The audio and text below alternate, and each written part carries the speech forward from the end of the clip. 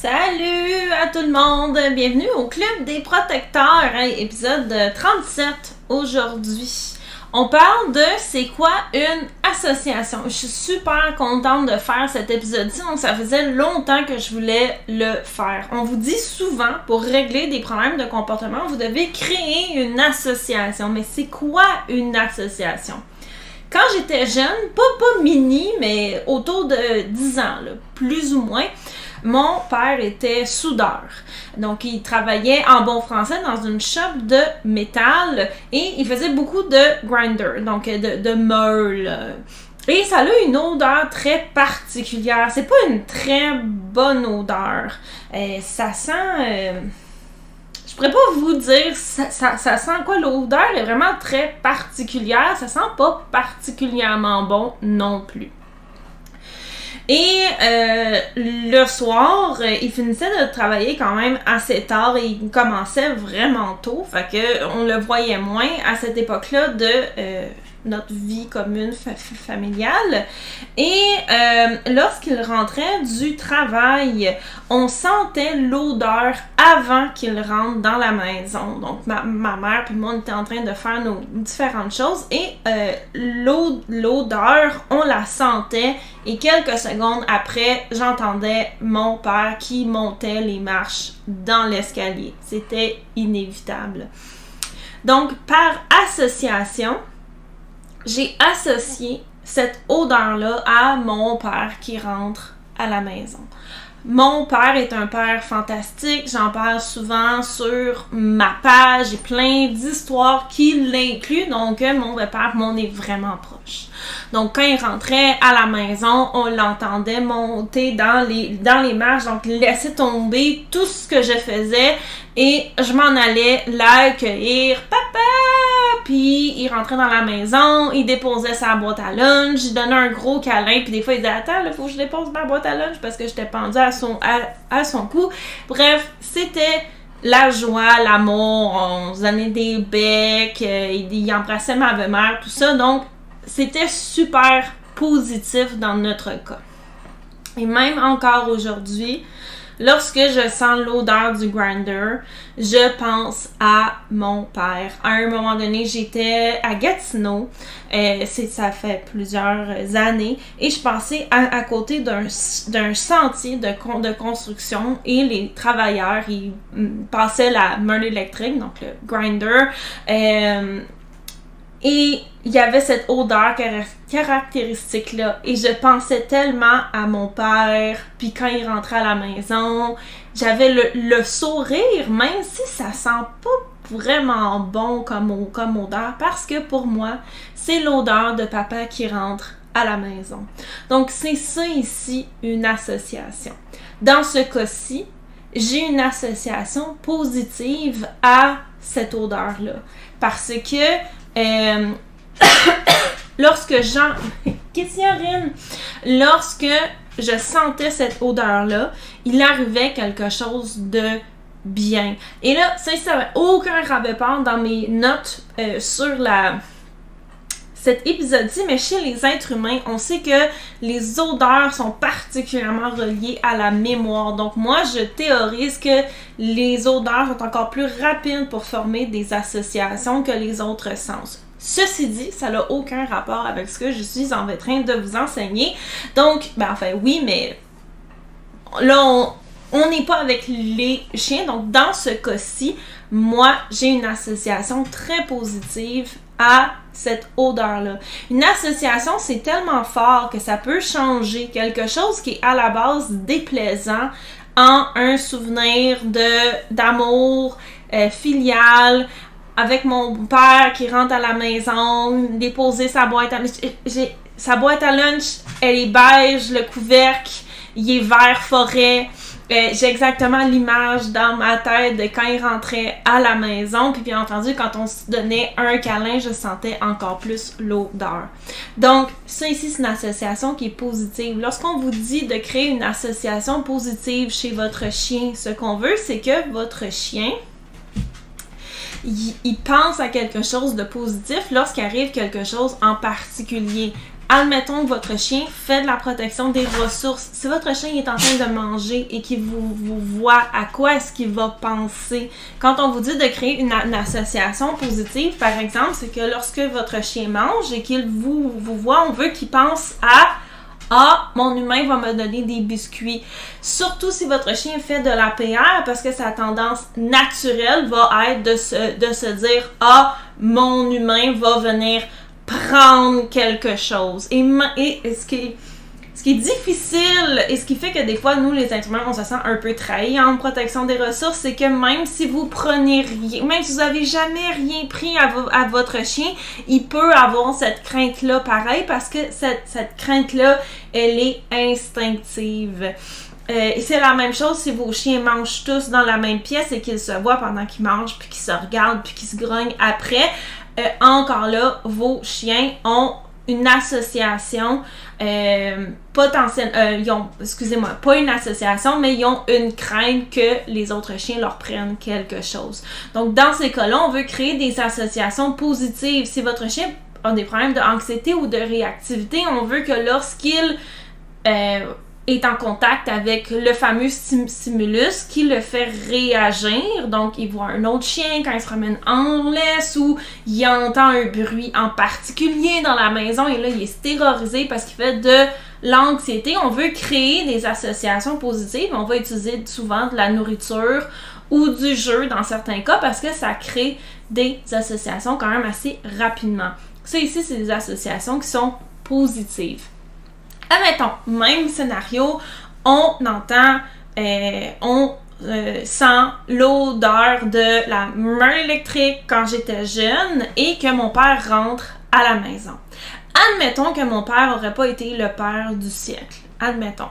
Et que ça aurait été un individu très désagréable, qui était amer, qui était pas agréable à côtoyer. Admettons que ma mère et moi, on avait du plaisir ensemble, puis aussitôt qu'il rentrait à la maison, il fallait que plus personne dise rien, il était méchant, il était pas fin, moi j'avais un peu peur de lui, comme, admettons, là, vous pouvez vous imaginer des scénarios, soit légèrement désagréables jusqu'à complètement horribles, là. Faites aller votre imagination dans un sens comme dans l'autre. Ça aurait pu être l'inverse. Peut-être qu'à chaque fois qu'on sentirait cette odeur-là, ça voudrait dire « Ah, papa s'en vient à la maison, on n'aura plus de fun. » Rina, viens. On n'aura plus de fun avec maman. Peu importe c'est quoi. Donc, ça aurait créé une association négative dans ce cas-ci. Et à chaque fois, j'aurais humé cette odeur-là. J'aurais pensé à toutes les choses désagréables qui auraient été associées avec le retour à la maison de mon père. Et ça peut arriver aussi en éducation canine, des associations négatives en protection des ressources. On le sait, si vous avez déjà par inadvertance ou sans le vouloir pris des choses à votre chien, vous avez potentiellement créé des associations négatives. Même si vos intentions... Rina, qu'est-ce que tu fais? Même si vos intentions étaient... T'es tannante, veux-tu bien? Étaient bonnes. Un scénario hyper fréquent que je vois souvent, c'est les chiots. Ça a tendance à se mettre tout dans la gueule. Donc, ça va tout prendre dans la gueule, ça va le manger une ou deux fois et le recracher. Le problème, c'est que les gens, plein de bonnes intentions, quand ils voient leur chiot qui se met tout dans la gueule, ils pensent c'est dégueulasse, il va tomber malade, blablabla, il faut pas. Ils sont tout le temps après enlever les choses que le chiot prend dans sa bouche. Et à cause de ça, le chiot va développer la protection des ressources et les gens ne comprendront pas en se disant « Mais voyons, j'ai jamais rien fait, pourquoi est-ce qu'il fait ça? » Oh, Rinouille! Il est en train de me faire des gros câlins. T'es trop bien cute! Donc, excusez, moment de tendresse. Donc ça ici, ça va créer, même si on a des bonnes intentions, des associations négatives malheureusement. Et c'est ça ici que vous voulez éviter. Par exemple, si votre chien il est réactif, puis qu'à chaque fois qu'il voit un autre chien, il s'élance au bout de sa laisse, puis que vous lui donnez des coups, mais c'est possible qu'il associe les coups à la présence, l'inconfort physique, à la présence de l'autre chien. Donc ça ici, ça va créer une encore plus grande association négative dans le cas de votre chien. Donc les associations sont vraiment ce que vous voulez vous concentrer lorsqu'on est en réhabilitation de problèmes de comportement. Le problème, c'est que les associations, c'est un processus non conscient. Vous ne pouvez pas dire à votre chien « Ok, fais cette association-là, mais fais pas celle-là. » C'est pour ça que souvent, lorsqu'on n'est pas éducateur canin, ou même lorsqu'on est un éducateur canin, puis qu'on est dans un problème qui n'est pas nécessairement notre tasse de thé, comme moi, par exemple, je suis spécialiste en protection des ressources, mais ça m'est déjà arrivé de contacter certains de mes collègues pour m'aider avec d'autres trucs qui demandaient un peu plus haut niveau de connaissances dans d'autres sphères. Mais bref, c'est ce qui arrive souvent lorsqu'on essaie de se débrouiller par nous-mêmes, c'est que les résultats sont très, très lents. Parce que justement, on ne peut pas dire à notre chien « Ok, chien, fais cette association-là, ça va aller super bien. » Si vous pouviez dire à votre chien « À chaque fois que tu manges, je vais venir te porter des nananes. On y envoie un petit mot par la poste ou par courriel, bing bang, genre en 3 jours, c'est réglé. » Malheureusement, ça ne fonctionne pas comme ça. Les gens, par exemple, qui sont pris avec des problèmes de réactivité entre chiens, peuvent sûrement vous en parler. Ils ont passé des mois et des mois et des mois à essayer de faire des exercices sans succès. Parce que c'est pas nous qui décidons ce que les chiens sont en train de associer. Et c'est pour ça qu'il faut savoir exactement qu'est-ce qu'on fait pour savoir quelle association le chien est en train de créer. Donc souvent, si vous avez essayé avec des biscuits de faire de la réhabilitation, puis ça marche pas, puis là vous êtes bien découragé, le problème c'est que votre chien n'est peut-être pas en train de créer les associations que vous désirez. Soit il est en train d'associer rien, ou soit il est en train d'associer autre chose. Et dans ces deux cas-là, vous aurez très très peu de résultats.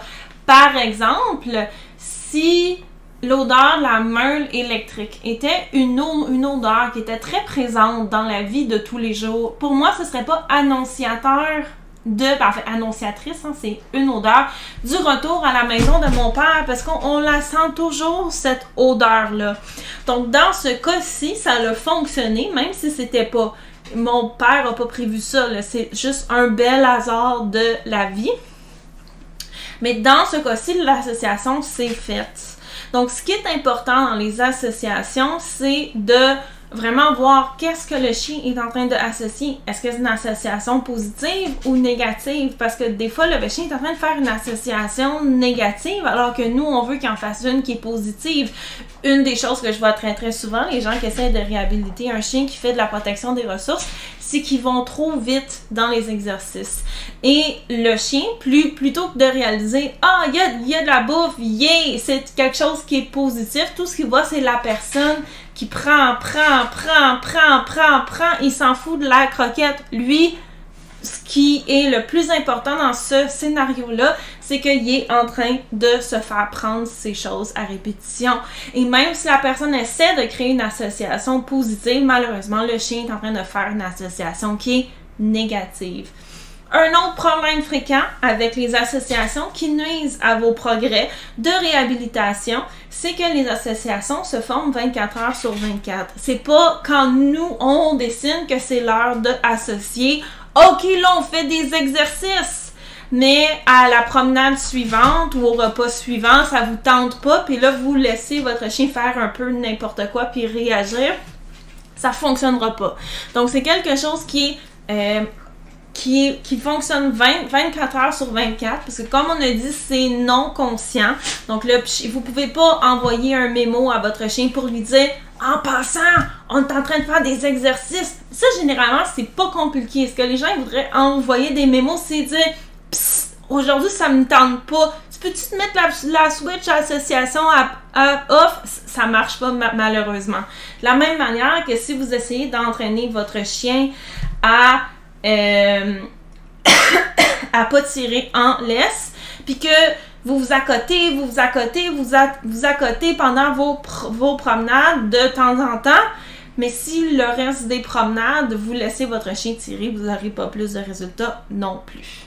Une autre erreur fréquente que je vois, c'est que on trouve que l'association négative que le chien est en train de faire est pas légitime. Et souvent, on entend ça dans des contextes comme « ben voyons donc, il n'y a rien là ». Si votre chien, par exemple, il a peur du vent, puis que vous trouvez ça nono, puis que vous continuez à le promener quand il vente en vous disant « ben voyons donc, il n'y a rien là », votre chien va pas comprendre qu'il n'y a rien là juste parce que vous trouvez que c'est ridicule sa peur. Si votre chien, il fait de la protection des ressources envers les autres chiens, puis qu'à chaque fois qu'il mange, le chat va le voir, parce que le chat, il est curieux de ce qu'il y a dans la gamelle du chien. Ça, on voit ça souvent. Puis là, le chat, il se promène full furtivement pour s'approcher. Et ça rend le chien, ça le fait sortir de ses gonds. Il est en maudit à chaque fois. Puis que vous vous dites, ben voyons donc, c'est juste un chat. Il est juste curieux. Il n'y a rien là. Il en veut même pas de sa bouffe en plus, admettons. Mais même si vous trouvez ça nono, le chien est en train de développer une association négative. C'est pas nous qui décidons. Donc, il va falloir empêcher le chien de créer cette association négative-là en faisant quoi? En empêchant le chat de pratiquer le comportement dans ce cas-ci. Donc voilà, c'était notre épisode sur c'est quoi une association. Je vous ai donné un exemple d'association qui est positive, mais en vous disant aussi comment elle aurait pu être négative. Donc on a vu c'est quoi une association.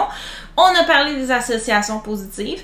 On a parlé des associations négatives. On a parlé aussi des choses qui font que vous avez des échecs dans vos tentatives de réhabilitation. Donc, on a parlé que les associations, c'est un processus non conscient. C'est pas nous qui choisissons ce que le chien va associer. On a parlé aussi que les associations, c'est 24 heures sur 24. Donc, il n'y a pas un interrupteur à « oui, on fait des associations, on est dans l'entraînement, mais là, ça me tente pas aujourd'hui, je suis fatiguée, fait que je fais n'importe quoi. PS, chien, associe pas. » Non, c'est en tout temps. On a parlé aussi que c'est pas nous qui décidons qu'est-ce qui est positif ou négatif, c'est l'apprenant. Donc, si je peux vous laisser sur un dernier conseil, ce serait quoi le conseil numéro 1 de cet épisode-ci? C'est de regarder. Est-ce que vous voyez une amélioration dans ce que vous faites? Si oui, continuez ce que vous faites. Clairement, ça marche. Si la réponse est non, c'est encore pire, ben là, arrêtez ce que vous faites, ça fonctionne vraiment pas, vous êtes en train de vous tirer dans le pied. Et si vous voyez pas de résultat, eh bien, c'est que ça fonctionne pas. Donc, il va falloir essayer autre chose. Si je peux me permettre aussi un deuxième conseil, la majorité des gens qui m'écoutent, vous allez être quand même convaincus pour le renforcement positif. Si vous ne l'êtes pas à 100%, réécoutez cet épisode-ci. Donc, le but des associations, c'est vraiment de venir régler le problème à la base. Et si vous avez essayé et que ça fonctionne pas, le problème, c'est pas les biscuits, c'est que votre chien il est en train de pas associer la bonne chose. Parce que comme je vous ai dit, on peut pas envoyer un mémo au chien qui dit « en passant », à chaque fois que je m'approche, quand tu manges, je te donne des biscuits, là. Fait qu'associe ça, ça fonctionnera pas. Ou si votre chien il est réactif, vous pouvez pas dire en passant, à chaque fois qu'il y a une personne qui passe dans la rue, je vais te donner des biscuits. Fais cette association-là. Ça fonctionne pas de cette manière-là. Donc, si jamais votre chien a un problème de protection des ressources et que vous avez besoin d'aide, vous êtes tanné de faire les belles choses à peu près, ça fonctionne pas, vous êtes super stressé dans la maison parce que vos chiens se chicanent entre eux, votre chien il protège contre vous, vous êtes tanné, je peux vous aider. Donc j'ai un programme, un cours sur la protection des ressources. Je vais vous mettre le lien. Donc, oui, on peut changer ça. Moi, j'avais des chiens qui faisaient de la protection des ressources quand je les ai eus. Pardon, il commence à faire frais dans ma pièce. Aujourd'hui, je peux leur prendre tout. Ils mangent ensemble, sont vraiment zen, il n'y a pas de problème. Donc, je vous explique tout le protocole pour justement pas que vous ayez ces problèmes de « Ah, c'est que le chien, il associe pas la bonne chose, on va trop vite, ça fonctionne pas, il est en train de créer des associations négatives alors qu'on essaie de faire de la réhabilitation. » Donc, si vous avez besoin d'aide, je peux vous aider. Si ce que vous faites, ça marche, ben continuez ce que vous faites et allez-y. Donc voilà, c'était notre épisode de la semaine. On se revoit la semaine prochaine. Au revoir, bye!